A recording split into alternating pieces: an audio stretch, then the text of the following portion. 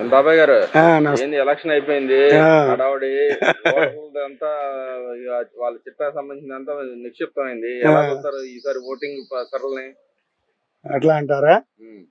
అంటే మీరు ఏ జిల్లా వాడిగా అడుగుతున్నారా? స్టేట్ గానా? స్టేట్ వైడ్ గా చెప్పిన తర్వాత ఇది కృష్ణా జిల్లా రాజకీయాల గురించి సపరేట్ గా మాట్లాడదాం. అంతే అంటారా?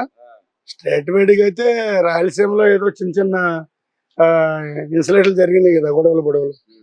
ఆ రకంగా చూసుకున్నా కూడా ఓటు పల్స్ వచ్చి టీడీపీకి ఎక్కువ శాతం పోలైందనేది అక్కడి నుంచి అనుకునే వార్తలు. రాత్రి ఏబిఎన్, టీవీ9, ఈటీవీ, టీవీ5 ఇలాగే మీ బోటి కూడా ఛానల్ ఉంటాయిగా. ఈ ఛానల్లో మేము విన్న మాటలు అయ్యి. అయితే ఏది ఏమైనా రాయలసీమ కూడా ఓటు పల్స్ వచ్చి పవన్ కళ్యాణ్ ద్వారా కానీ లేకపోతే చంద్రబాబు మీద, తెలుగుదేశం మీద, ఎన్టీఆర్ గారి మీద అభిమానంతో కానీ మార్పు వచ్చింది జనంలో. ఓటింగ్ సీఎం చంద్రబాబు అవుతాడని మా నమ్మకం. ఏది మన ఆంధ్ర రాష్ట్రానికి 13 జిల్లాలుగా గ్యారెంటీగా. కాకపోతే ఏంటంటే కొన్ని సీట్లు వాళ్ళకి వెళ్ళవనేమి లేదు, వెళ్తాయండి. అది రాయలసీమ ఏరియా. ఇటు మాకు ఇటు కృష్ణా ఈ ఉభయ గోదావరిలు ఇవన్నీ వచ్చేసి పక్కాగా టీడీపీ, పవన్ కళ్యాణ్, అదే జనసేన పక్కాగా పుంజుకున్నాయి అనేది 100% నిజమైన రిపోర్ట్ ఇది. అదేంటంటే సాల్తలక కరెంట్ అటు ఇటు బ్యాలెన్స్ సైడ్గా ఉందని. ఆ మాచర్లతో కూడా ఏదో గొడవలు జరిగినాయి రాత్రి, గందరగోళంగా ఉందిగా. కొన్ని బూతుల్లోనేమో కావాలని అల్లర్లు చేసుకున్నట్టు వాళ్ళు కూడా వచ్చిందిగా రిపోర్టు. మీ టీవీ వాళ్ళు ఏం తప్పు చెప్పరుగా. సరే, అలాగే ఇప్పుడు కృష్ణా జిల్లా రాజకీయం గురించి చూస్తే ప్రత్యేకంగా ఉంటది. ఈసారి కృష్ణా జిల్లా రాజకీయం ఓటు శాతం పెరిగింది అంటున్నారు, దాన్ని ఎలా చూస్తారు? ఓటు శాతం పెరుగుతా కారణం ఏంటంటే ఆ గత ప్రభుత్వం మీద కొంచెం అవిష్టం కలిగి, బాధ కలిగి, అది తట్టుకోలేక ఇతర స్టేట్లో, ఇతర జిల్లాల్లో ఉన్న ఓటర్లు కూడా వచ్చేసి వాళ్ళ ఓటు హక్కుని వినియోగించుకున్నారు. నిన్న బాగా జరిగింది. అటు వరకు 65-50% పోలయ్యాయి. ఈ తడ 90కి 85, 79, 80% వెళ్ళిపోయింది ఓటింగ్ పోలింగ్. అంటే ప్రభుత్వం మారాలని, చంద్రబాబు గవర్నమెంట్ రావాలని వచ్చేసిన వాళ్ళు వీళ్ళంతా. ఇది నిజమైన రిపోర్ట్, దాంట్లో అనుమానం లేదు. అసలు ఈ ఎంప్లాయీస్ ఓటింగే ఫస్ట్ చంద్రబాబు పడిపోయిందండి. ఎప్పుడు మొన్న ఈఎంఎల్ డ్యూటీలకు వెళ్తారే, ఓటు డ్యూటీకి వెళ్తారే, ఆ ఆఫీసర్లై చంద్రబాబు పడిపోయినది ఒక రూమర్ బాగా పక్కాగా. ఈసారి ఎలా ఉండబోతున్నారు? గన్నవరం వినపడేది ఏం లేదు. అది కంచుకోట తెలుగుదేశానికి. పక్కాగా ఎర్రగడ్డ వెంకటరావు 25,000-30,000 ఓట్ల మెజార్టీతో గ్యారెంటీ. వాళ్ళ లోకల్గా ఎన్ని మాట్లాడుకుంటారో, ఏం చెప్పుకున్నారో అవన్నీ మనం వాళ్ళని తిట్టాల్సిన అవసరం లేదు. అంత అవసరం కూడా మనకు రాదు. తర్వాత ఇంకోటి ఏది గుడివాడ, అసలు సునామీ వన్ సైడ్ వారు, ఎన్నికల రామా ఎవరు అదే ఎన్ఆర్ఐ, దాంట్లో డౌటే లేదు. అవనిగడ్డ కూడా బుద్ధప్రసాద్ జనసేన మద్దతుతో, దాంట్లో డౌట్ లేదు. బందర్ అంటారా, అతను కొల్లు రవీంద్ర, పర్లేదు.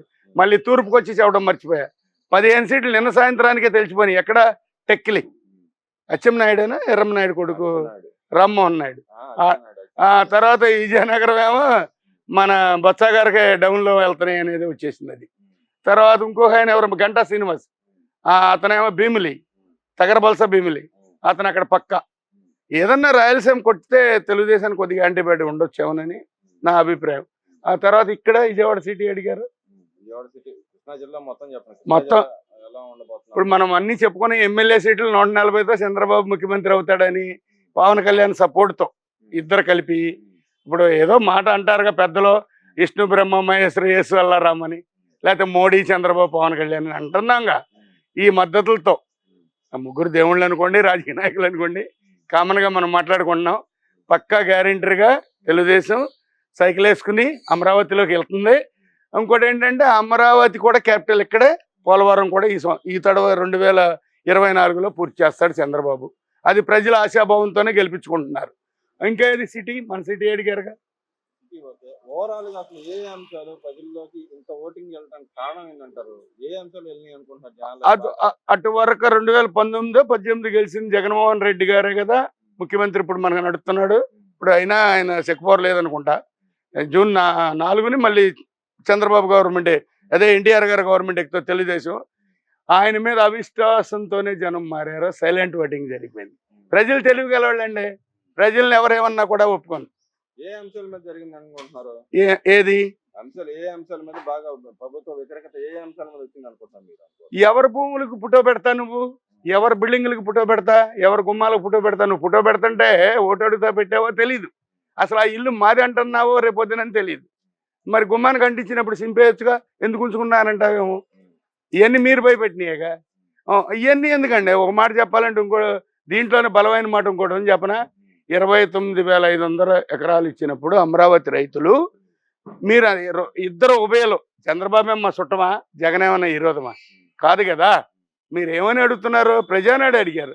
ప్రజానాడే చెప్పాలిగా. మీరు అడిగేది కూడా అదేగా. మరి అప్పుడు 29,500 ఎకరాలు ఇచ్చినప్పుడు వాళ్ళ పొలం నీకు అక్కర్లేనప్పుడు ఎందుకు తీసుకున్నా? 1 ఎకరమా 2 ఎకరాలా? కాదుగా. ఒక రైతా ఇద్దరు రైతులా? కాదుగా. మరి నీకు వద్దన్నప్పుడు వాళ్ళ పొలాలు ఎలా యథాతిథిగా ఎలా నీకు ఇచ్చారో అలా పంట భూములు చేసి ఇచ్చేయి. వాళ్ళు నష్టపరిహారం కట్టి 5 ఏళ్ళ మట్టి వాళ్ళ పెన్షన్లు అవి ఉంటాయిగా, భూమి ఇచ్చిన వాళ్ళకి ఏదో అవన్నీ ఇచ్చేసాయి, తప్పులేదు. అమరావతి ఇక్కడే కట్టించిపోయా, తప్పులేదు. నీకే ఓటు పడేదేమో. నువ్వు పోలవరాన్ని పూర్తి చేయలేకపోయావు కదా. ఇలాంటివి కొన్ని ఉండవా? అంటే నేను ఒక్కడనే దొరికానా? ప్రజలందరూ మీకు చెప్పలేదా? విజయవాడ సిటీకి వచ్చారు మీరు, ఇప్పుడు సిటీ అడిగారు కదా. ఇప్పుడు 4 నెలలు 5 నెలల నుంచి చూస్తున్నాను నేను. కేసినేని శివనాథ్ గారు అంట, సిన్ని గారు మామూలుగా పెడుతున్నాడండి అన్న క్యాంటీన్లు. కనీసం ఒక పూట ఇంటో 5గురు ఉంటే ఏంటి 10 రూపాయలు పెట్టి కూరగాయలు తెచ్చుకుని సరిపెట్టుకునే పరిస్థితి ఇవాళ. అవునా కదా? 4-5 రకాల కూరలు, ఒక స్వీటు, ఏదన్నా చికెను. మేము కూడా వెళ్ళి చూసాం కాబట్టి నమ్మాల్సి వస్తుంది. మరి ఆ రకంగా చేసిన మనిషి అతను పెడితే తిన్న ఓటర్ ఎందుకు తప్పు చేస్తాడు? అది విజయవాడ సిటీ ఎంపీ మీద. వాళ్ళ అన్నయ్య గురించి నాకు అనవసరం. శివనాథ్ గారి మీద చెప్పమన్నారు, చెప్పా. గ్యారెంటీగా ఆయన ఎంపీగా గెలుస్తాడు. ఆల్రెడీ ఇంటెలిజెంట్ రిపోర్ట్లో నిన్న ఢిల్లీ నుంచి ఒక ఆయన వచ్చాడు. అతని పేరు ఏదో ఉందండి, అతని ఫోన్ నెంబర్ కూడా ఇచ్చాడు. ఢిల్లీ నుంచే ఇతని కోసం మీరు గెలుస్తున్నారండి, మీరు మాకు మద్దతు ఇవ్వండి అని ఎవరో పార్టీ వాళ్ళు పంపిస్తే, కాదండి మేము కూటమిగానే ఉంటాం, టీడీపీకే సపోర్ట్, టీడీపీ మోడీకి సపోర్ట్, పవన్ కళ్యాణ్ మాకు సపోర్ట్ అని చెప్పుకొచ్చాడు ఈయన. ఎవరు? కేసినేని శివనాథ్ గారు. ఇంకా వైఎస్ఆర్సీపీ ఎంపీ వాళ్ళ గొడవలు నాకు అనవసరం, నాకు తెలియదు, వాళ్ళతో తిరగల.